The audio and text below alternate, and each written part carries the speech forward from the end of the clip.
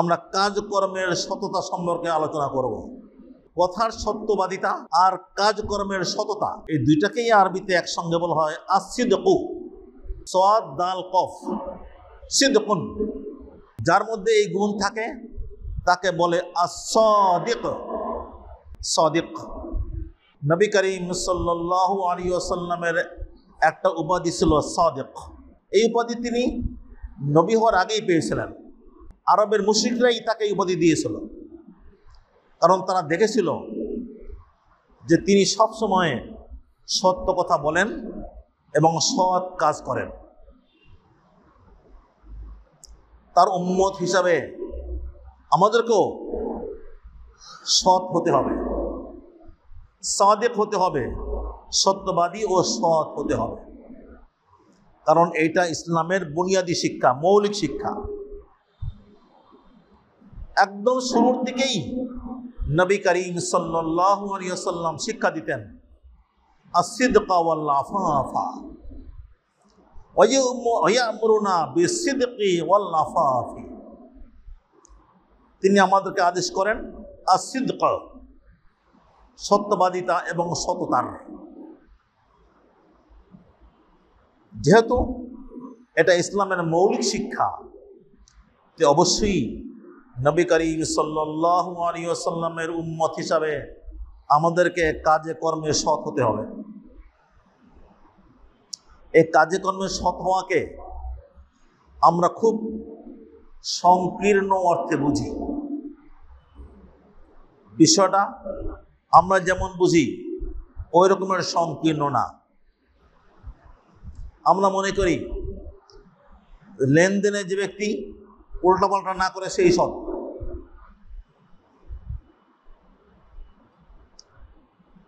দোকানদার যদি মালে ভেজাল না মেলায় তাহলে বলি সৎ। যে ব্যক্তি অফিসে চাকরি করে সে যদি ঘুষ না খায় তাহলে বলি সে সৎ, একজন সৎ অফিসার। ঠিক আছে, এগুলিও সততা, কিন্তু সততা কেবল এতটুকুই নয়, সততা অনেক ব্যাপক। আমাদের সব কাজের সঙ্গেই সততার সম্পর্ক আছে। জীবনের এমন কোনো অঙ্গন নাই, এমন কোনো ক্ষেত্র নাই যে ক্ষেত্রের সঙ্গে সততার সম্পর্ক নাই। পারিবারিক জীবন ধরি, পারিবারিক জীবনে সততা সাধারণত মনে করা হয়ে থাকে স্বামীকে সৎ হতে হবে, তার মানে উপার্জন হালাল হতে হবে। না, এতটুকুই না। স্বামী সৎ হবে তখনই যখন তার উপার্জনও হালাল হবে, সে সঙ্গে স্ত্রীর প্রতি বিশ্বস্ত থাকবে। স্ত্রীর প্রতি বিশ্বস্ত তার মানে অন্য কোনো নারীর সঙ্গে তার সম্পর্ক নেই। অন্য নারীর সঙ্গে যদি সম্পর্ক করে তাহলে সে সৎ স্বামী হলো না, অসৎ স্বামী। কোনোভাবেই সম্পর্ক রাখা যাবে না। পুরোপুরি সৎ হবে সেই যে অন্য নারীর দিকে তাকায়ও না। যদি অন্য নারীর, তার তো তাকানোর কথা নিজ স্ত্রীর দিকে। যদি অন্য নারীর দিকে তাকায় তাহলে সে চোখের অসৎ ব্যবহার করলো, সে পুরোপুরি সৎ থাকলো না। ওই ব্যক্তি নিজেকে সৎ স্বামী বলে দাবি করতে পারে না।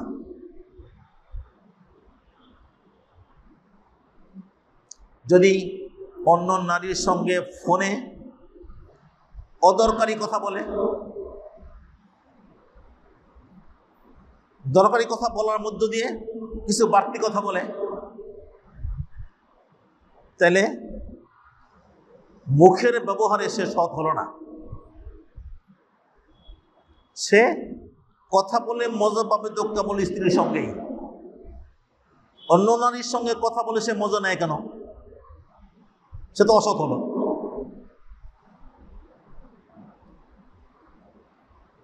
অন্য নারীর সঙ্গে কথা বলে যদি মজা পায় তাহলে স্বামী হিসাবে সে সৎ নয়।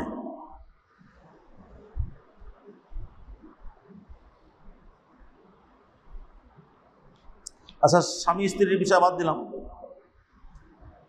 অনেক যুবক আছে সে বিয়ে ছাড়াই কোনো যুবতীর সঙ্গে সম্পর্ক করে,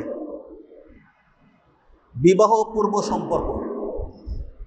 যেই ছেলে, যেই যুবক বিবাহ ছাড়াই কোনো নারীর সঙ্গে সম্পর্ক করে সে অসৎ, কারণ এই সম্পর্ক করার কোনো অধিকার তার নাই। এই সম্পর্ক তো কেবল স্ত্রীর সঙ্গেই হবে, বিবাহের দ্বারাই হবে। বিবাহ ছাড়া সে কেন পর নারীর সঙ্গে সম্পর্ক করলো? সে তার সততা নষ্ট করলো। এই সম্পর্কটাই এমন যা কেবল বিবাহের মাধ্যমে হতে পারে।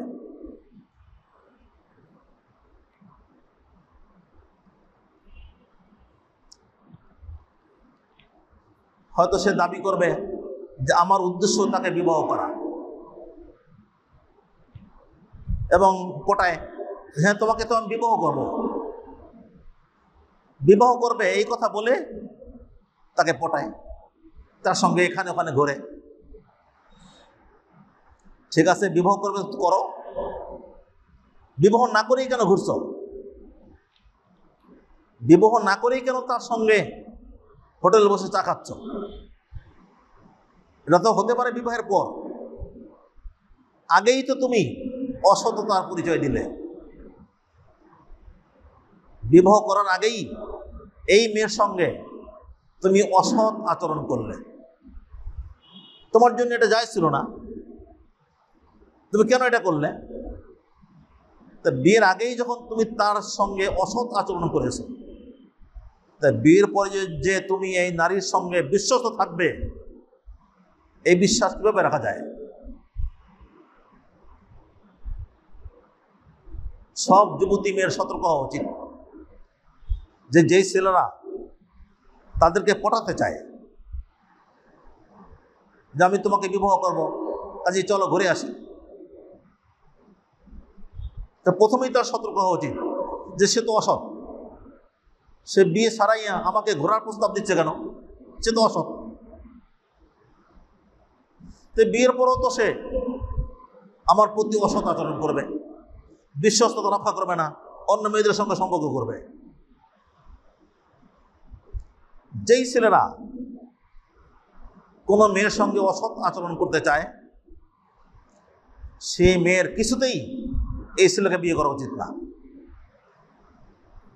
কারণ এখনই সে কেমন লোক তার প্রমাণ পাওয়া গেছে, ভবিষ্যতে সে আরো অনেক অনেক করবে।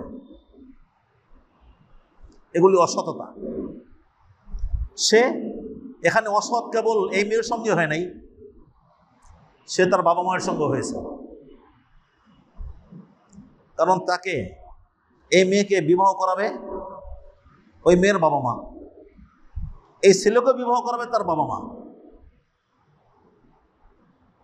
ওয়ানকিহুল আয়ামা মিনকুম, আল্লাহ তাআলা বাবা মাকে হুকুম করেছেন, বাবাকে, অভিভাবককে। আল্লাহ তাআলা অভিভাবককে হুকুম করছেন যে তোমাদের মধ্যে যারা অবিবাহিত তাদেরকে বিবাহ করাও। এই বিবাহ করানোর অধিকার বাবার, অভিভাবকের। তাই যেই ছেলে বা যেই মেয়ে অভিভাবক ছাড়া বিবাহ করে, ইজাব কবুল হয়ে যায়, বিবাহ হয়েছে, কিন্তু তারা বাবা মায়ের অধিকার ক্ষুণ্ণ করেছে, তাদের অধিকার হরণ করেছে। অন্যের অধিকার হরণ করা এত অসততা, এবং তাও বাবার স্বপ্ন থাকে, মায়ের স্বপ্ন থাকে, সে নিজে নিজে করে এ বাবা মায়ের স্বপ্ন ধূলিসাৎ করলো। বলা যায় এটাকে শক্ত সঠিক ভাষা যদি বলা হয়, সে বাবা মায়ের সঙ্গে বেঈমানি করলো। যেই ছেলে যেই মেয়ে বাবা মা ছাড়া নিজেরা নিজেরা বিবাহ করে, তারা বাবা মার সঙ্গে বেঈমানি করে। ছোটবেলা থেকে বড় করে এই পর্যন্ত এনেছে। এখন যেই না বাবা মা উপযুক্ত জায়গায় তাদের বিবাহ দেবে, সেই নিজেরা নিজেরাই বাস ছেড়ে ফেলল। এ তো বাবা মার সঙ্গে কঠিন বেঈমানি, এ তো চরম অসৎ। আচ্ছা, ওই মেয়েকে বুঝতে হবে যে কেমন ছেলে, যে আমাকেও বাবা মার সঙ্গে বেঈমানি করতে বলছে। নিজে তো করছেই, নিজে তো বাবা মায়ের সঙ্গে বেঈমানি করলই, যে বাবা মা ছাড়া নিজে নিজে এক মেয়েকে বিবাহ করার চিন্তা করছে, আর আমাকেও পটাচ্ছে যে আমি যেন তার ফাঁদে পা দিই। নিজেও বাবা মার সঙ্গে বেঈমানি করছে, আমাকেও বেঈমানি করতে বলছে। এ তো মারাত্মক অসৎ ছেলে, একে তো কিছুতেই বিয়ে করা যায় না।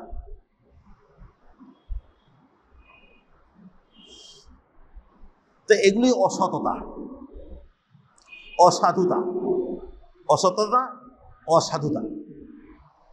আমাদেরকে এসব পরিহার করতে হবে।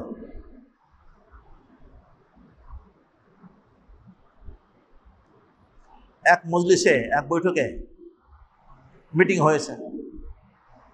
ওই বৈঠকের 10 জন সদস্য, 10 জন সদস্য মিলে একটা বিষয় আলোচনা করলো, তারপরে একটা সিদ্ধান্ত নিল। নবী করিম সাল্লাল্লাহু আলাইহি ওয়াসাল্লামের শিক্ষা হলো আল মাজালিসু বিল আমানা।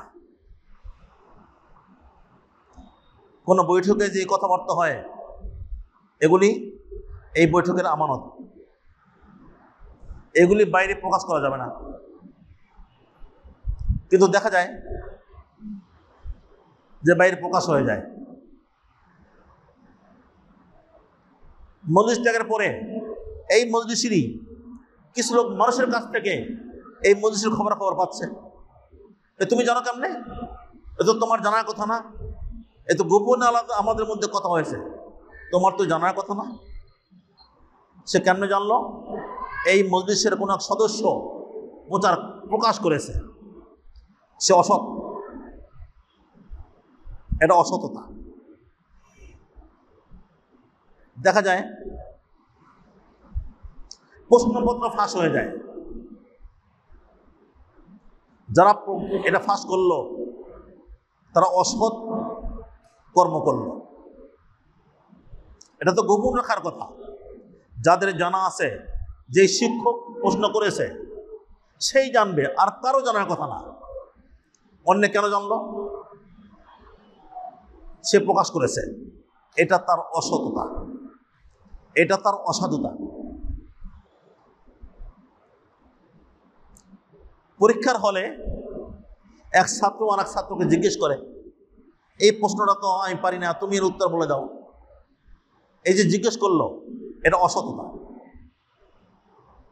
কারণ পরীক্ষা নেওয়া হচ্ছে, এখানে সে কতটুকু জানে তা যাচাই করা হবে। সে কতটুকু জানে, আর একজনকে যখন জিজ্ঞেস করলো, তা যাচাই কেমনে হবে? তাকে তো যাচাই করা গেল না, সে তো আরেকজনকে জিজ্ঞেস করে করে লিখলো। এটা অসততা। যে বলে দেয় সে অসৎ কর্ম করে, কারণ তার তো এটা বলার কথা না। তা সেও জানে যে পরীক্ষা হলো যাচাই। পরীক্ষক যাচাই করে দেখবে এই ছেলে কেমন পারে। আমি যখন বলে দিলাম তখন তাকে কিভাবে যাচাই করবে? যে জিজ্ঞেস করে সেও অসৎ কর্ম করে, আর যে বলে দেয় সেও অসততার আশ্রয় নেয়।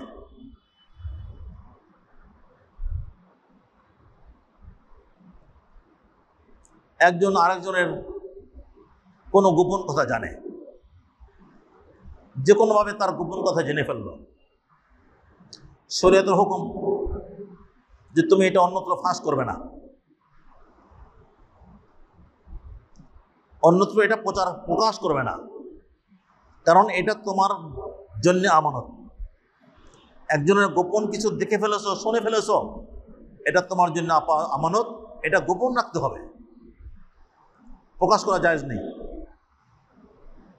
সে প্রকাশ করে দিল যে শুনেছ অমুকে কি করেছে, এই যে প্রকাশ করলো, প্রচার করলো, এটা তার অসৎ কর্ম হলো, এটা অসততা। এটা তো মৃত ব্যক্তির বেলাও, জীবিত ব্যক্তির বেলা তো বটেই। হাদিসে মৃত ব্যক্তির বেলা বলা হয়েছে যারা গোসল করায়, লাশকে যারা গোসল দেওয়ায়, অনেক সময় লাশের কোনো অপ্রীতিকর কিছু সে দেখতে পায়, হয়তো চেহারা বিকৃত হয়ে গেছে, মুখ থেকে রক্ত ঝরছে, লাশের নানা অবস্থা দেখা যায়, তো এটা ভালোভাবে দেখতে পায় যে গোসল দেওয়ায়। হাদিসে হুকুম, যারা লাশকে গোসল দেওয়ায় তো লাশের কোনো অপ্রীতিকর অবস্থা বাইরে প্রকাশ করবে না, এটা তার জন্য আমানত। যদি বাইরে প্রকাশ করে তাহলে এটা অসৎ কর্ম করা হলো, এটা অসততা হলো। তো মৃত ব্যক্তির বেলায় যখন এটা, তো জীবিত ব্যক্তির বেলায় তো আরো বেশি, কারণ জীবিত ব্যক্তির বাইরে ঘোরাফেরা করতে হবে, মৃত সে তো কবরে চলে গেছে, আর জীবিত ব্যক্তি তার সমাজ আছে, আত্মীয় স্বজন আছে, তার দোষটা যদি আমি প্রচার করি তাহলে সে বাইরে বের হবে কেমনে, সে জনসম্মুখে যাবে কেমনে? এটা তো আরো কঠিন। আমাদের তো এটা অভ্যাসই হয়ে গেছে, আমরা নারী পুরুষ সবাই অন্যের দোষ জানতে পারলে বলছি এই জন্যে ইচ্ছাকৃত জানতে যাওয়া ঠিক না, কিন্তু আমরা সেটাও করি।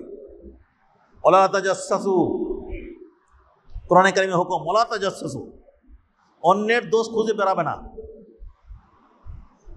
তাজাসসুস, অন্যের দোষ খুঁজে বেড়ানো, গোয়েন্দাগিরি করা।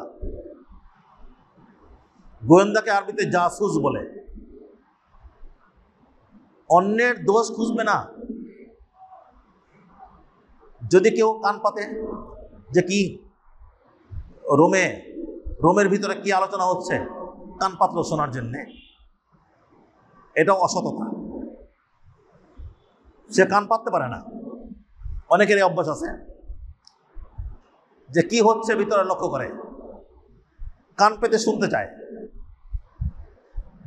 ফাঁক দিয়ে দেখতে চায়। এটা মারাত্মক অসততা।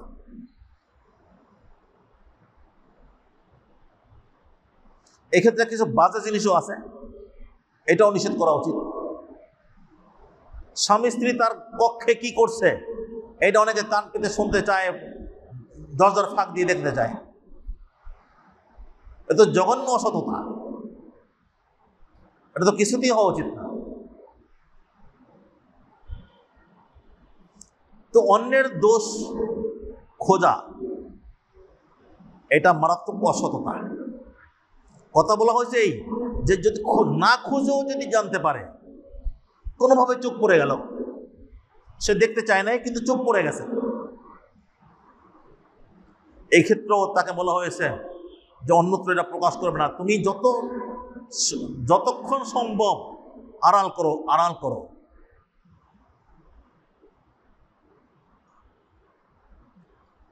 জঘন্য অন্যায় হলো, একজন ব্যভিচার করেছে, করার পরে তার নিজেরই হুঁশ হয়েছে যে এটা তো খুব খারাপ কাজ করেছি। হযরত উমর ফারুক রাদিয়াল্লাহু তাআলার কাছে এসে বলল যে ভাই, আমি তো এই কাজ করে ফেলেছি, আমার কি উপায়? তো বললেন যে তুমি যাও, রাসূলুল্লাহ সাল্লাল্লাহু আলাইহি ওয়াসাল্লামকে জানাও। সে গেল, ইয়া রাসূলুল্লাহ, আমার দ্বারা এই কাজ হয়ে গেছে, আমি এখন কি করব? যে অপরাধী যেহেতু অপরাধ স্বীকার করেছে, এখন তো বিচার করতেই হবে, আর বিচার তো কঠিন। বিবাহিত যদি হয় তবে পাথরে মেরে মেরে হত্যা করা। নবী করিম সাল্লাল্লাহু আলাইহি ওয়াসাল্লামের রায় হয়ে গেছে, একে পাথর মেরে হত্যা করা হোক। হযরত উমর ফারুক রাদিয়াল্লাহু তাআলার মায়া লাগলো যে পাথর মেরে হত্যা করা হবে। তো এটা আমার একটু সন্দেহ লাগছে যে হত্যা করার পরে না আগে তিনি নবী করিম সাল্লাল্লাহু আলাইহি ওয়াসাল্লামের কাছে সহানুভূতি প্রকাশ করছিলেন যে কে তাকে বাঁচানো যেত কিনা বা বাঁচানো যায় কিনা। তো নবী করিম সাল্লাল্লাহু আলাইহি ওয়াসাল্লাম বললেন যে কথা, হাল্লা সাতরাতাহু বিরিদাইকা, হাল্লা সাতরাতাহু বিরিদাই। তোমার কাছে যখন আসছিল তখন তুমি তাকে বলতা যে ভাই অন্যায় করেছো, গোপনে করেছো, কেউ জানে না, তুমি কাউকে বলো না, তুমি আল্লাহর কাছে মাফ চাও, তুমি আল্লাহর কাছে মাফ চাও। তা না করে তুমি বললে যে রাসূল করিম সাল্লাল্লাহু আলাইহি ওয়াসাল্লামকে জানাও। তো আমি তো বিচারক, সরকার, নবী করিম সাল্লাল্লাহু আলাইহি ওয়াসাল্লাম তো বিচারক। বিচারপতির কাছে যদি অপরাধীকে অপরাধ স্বীকার করে তখন তো বিচারপতির কর্তব্য তার বিচার করা। তুমি আমার পর্যন্ত আসতে দিলে কেন? আগে আগেই তুমি তোমার চাদর দিয়ে তাকে লুকাতে, আড়াল করতে, মানে তাকে বলতে যে বাস যা হয়েছে হয়েছে, আল্লাহর কাছে ক্ষমা চাও, কাউকে বলার দরকার নেই। এই যে তাহলে ওমর ফারুক রাদিয়াল্লাহু তাআলা আনহুর কাছে প্রকাশ পেয়েছে, মানে অপরাধী নিজেই প্রকাশ করেছে। সেক্ষেত্রেও বলা হয়েছে এই যে তুমি এটা লুকালে না কেন। এবং অপরাধ কত কঠিন, ব্যভিচার, এত জঘন্য অপরাধের ক্ষেত্রে বলা হচ্ছে তুমি জেনে ফেলেছো যখন, তোমার আর প্রচার করার দরকার নাই, লুকাও, গোপন রাখো।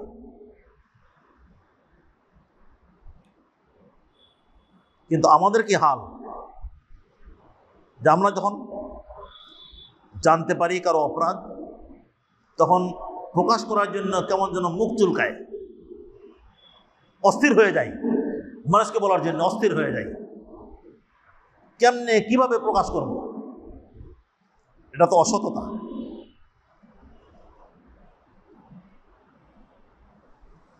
বলা হয়েছে আল মুমিনু মিরাতুল মুমিন, এক মুমিন আর এক মুমিনের আয়না। এই কথার কি অর্থ?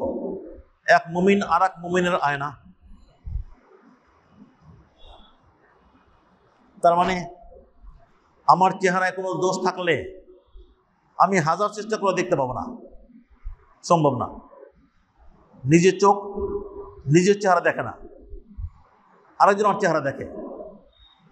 দুনিয়ায় এমন কোনো শক্তিশালী মানুষ নাই যে নিজের চোখ দিয়ে নিজের চেহারা দেখবে। মানুষের চোখ এত বড় অক্ষম,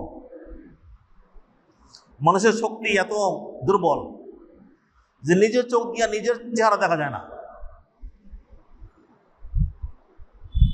দেখতে চাইলে আয়না লাগবে, আয়নার ভিতর দেখা যায়, আয়না দেখতে পায়। আমার চেহারা আয়না দেখে, আমি দেখি না। আয়নার মধ্যে ভাসে, আয়নার মধ্যে আমার চেহারা ভাসে, সেইটা দেখি আমি। আয়না যেটা দেখেছে সেটা আমি দেখি। কথা বুঝে আসছে? আমার দোষ আমি দেখি না, আয়না দেখে। ঠিক এরকম এক মুমিন অনেক সময় এমন হয় যে নিজের দোষ নিজে দেখে না, আরেকজন দেখে।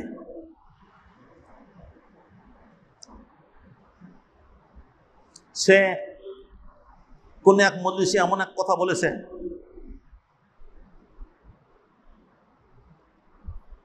যে তার কাছে মনেই হয়নি এটা কোনো দোষ হয়েছে, কিন্তু আরেকজন বুঝতে পারছে যে না, সেটা দোষ করেছে, তার এটা বলা উচিত হয়নি। এমন হয় না? নিজের কাছে অপরাধ মনে হয় না, কিন্তু আরেকজন ঠিকই বোঝে যে এটা তার ঠিক হয় নাই, সেটা অপরাধ করেছে। আমার ধারণা এই অভিজ্ঞতা সকলেই আছে। দুই রকম অভিজ্ঞতা আছে। এক অভিজ্ঞতা আছেই যে আরেকজনের দোষ সে বুঝতে পারছে না, কিন্তু আমি বুঝতে পারছি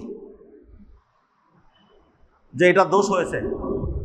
আবার এমনও হয় আমি একটা দোষ করেছি, আমি বুঝি নাই, পরে আরেকজন আমাকে বোঝালো যে না, তোমার এটা ঠিক হয় নাই। কেন ঠিক হয় নাই? এই কারণ ঠিক হয় নাই। তখন আমি বুঝতে পারি যে হ্যাঁ, আসলে তো আমার একটা দোষ হয়েছে। তো অনেক দোষ আছে এমন আমি নিজে দেখি না, নিজে বুঝি না। যেমন আমি নিজের চোখ দিয়ে নিজের চেহারার খুদ দেখি না, আয়না দেখে। ঠিক সেরকম আমার দোষ আমি দেখি না, আরেকজনে দেখে। আরেকজনে দেখতে পাচ্ছে যে আমি কি দোষ করেছি। এখন মুমিন যখন মুমিনের আয়না, তখন যে ব্যক্তি আমার দোষটা দেখলো তার কি কর্তব্য? কর্তব্য আয়নার মতো কর্তব্য। আয়না কি করে? আমার দোষ আমাকে দেখায়, নাকি আয়না ঢোল পেটায়? আয়না তো ঢোল পেটায় না।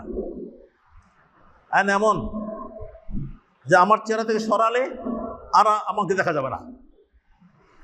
আয়নার ক্ষমতাই নেই আমার দোষ আর একজনকে দেখাবে, ক্ষমতাই নেই। কারণ আমার সামনে যতক্ষণ আছে ততক্ষণই তো আয়নার ভিতরে আমি আসি। আয়না সরালে তার মধ্যে আমি আর নেই। আয়নার ক্ষমতাই নেই আমার দোষ অন্যকে দেখানো। বলা হয়েছে এক মুমিন আর এক মুমিনের আয়না, যে তুমি যার দোষ দেখতে পাও কেবল তাকেই জানাও, অন্যের বেলায় অক্ষম হয়ে যাও। আরেকজন যদি জানতেও চায় তো বলো যে ভাই আমি অপারগ, সে কি করেছে না করেছে আমি তা তোমাকে বলতে পারবো না, আমি অপারগ। অন্যের বেলায় অক্ষম হয়ে যেতে হবে, কেবল তার বেলায় আমার ক্ষমতা, তাকে গিয়ে বলবো যে ভাই তোমার এই কাজটা ঠিক হয়নি, তোমার এটা অন্যায় হয়েছে, ভুল হয়েছে, তুমি তওবা করো, তুমি স্বীকার করো, তুমি তার কাছে ক্ষমা চাও, তুমি তার সঙ্গে যে আচরণ করেছো ঠিক করো নাই, তার কাছে ক্ষমা চাও। কিন্তু আমাদের কি অবস্থা? তাকে বলি না। হাদিস বলছে যে আমি তার জন্য আয়না স্বরূপ, কিন্তু আমি আয়নার কাজ করি না। তার দোষ তার সামনে তুলে ধরি না, অন্যের কাছে তুলে ধরি, অন্যের কাছে গিয়ে প্রচার করি যে জানো ওই লোকটা কি করেছে। চারদিকে ঢোল পিটিয়ে বেড়াই, এটা অসততা। এই ক্ষেত্রে আমরা মারাত্মক ধরনের অসৎ। কথা ছিল কেবল তাকেই বলবো, কিন্তু তাকে বলি না, আর 10 জনকে বলে বেড়াই। এগুলি হলো কর্মের সততা। কাজে কর্মে আমাদেরকে সৎ থাকতে হবে। কেউ যদি আমার কাছে এসে পরামর্শ চায়, আমার কি করণীয়?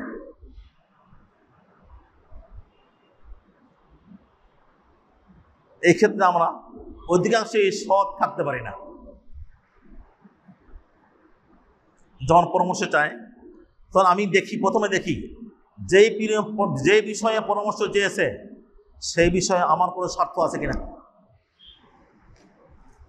যদি স্বার্থ থাকে তাহলে তাকে কুপরামর্শ দেই, সঠিক পরামর্শ দিই না, কুপরামর্শ দিই, যাতে আমার স্বার্থ টিকে যায় আর সে ক্ষতিগ্রস্ত হয়। এটা অসততা। কিংবা আমার স্বার্থ নাই, কিন্তু আমার শত্রুর স্বার্থ জড়িত, আমার শত্রুর স্বার্থ জড়িত। যেমন আমার শত্রুর, মুসলমানের তো কোনো শত্রু থাকা উচিত না, মুসলমানের শত্রু থাকবে কেন? কিন্তু তারপরেও আমরা শত্রু বানিয়ে নিই। ভাই শত্রু, ভাইকে শত্রু বানিয়ে ফেলেছে, চাচাতো ভাইকে শত্রু বানিয়ে ফেলেছে। সেই চাচাতো ভাইয়ের মেয়ের বিয়া, ছেলেপক্ষ আমার কাছে আসলো জানতে, আমার কাছে পরামর্শ চাইল। এইভাবে বললো যে ভাই তার মেয়ের সঙ্গে আমার ছেলের বিয়ের আলোচনা হচ্ছে, আপনি বলুন তো এই ছেলেটা যদি আপনার হতো তাহলে এই মেয়েকে আপনার ছেলের জন্য নিতেন কিনা?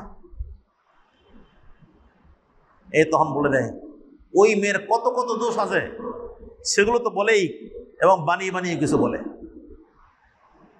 যাতে এই বিয়েটা হতে না পারে। এটা অসততা।